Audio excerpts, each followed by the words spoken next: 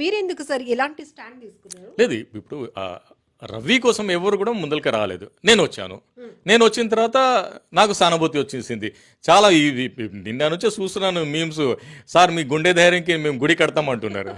So అలా sir మీకు పాలాభిషేకం చేస్తాం. ఇంకా అయితే నేను చూస్తే అసలు నాకు ఏమంటారు కళ్ళు నీళ్ళు వచ్చింది. సార్ నా దగ్గర 5,000 ఉన్నాయి నా అకౌంట్లో, మీ అకౌంట్ నెంబర్ ఇచ్చండి నేను పంపుతాను. వావ్! అసలు తెలుసా? ఏంటిది? ఇంకా సార్ తెలంగాణ ఆంధ్రాలో 10 కోట్ల మంది ఉన్నారు సార్, మేము 1 రూపీ మీకు ఇచ్చేసి 10 కోట్లు ఇస్తామంటున్నారు.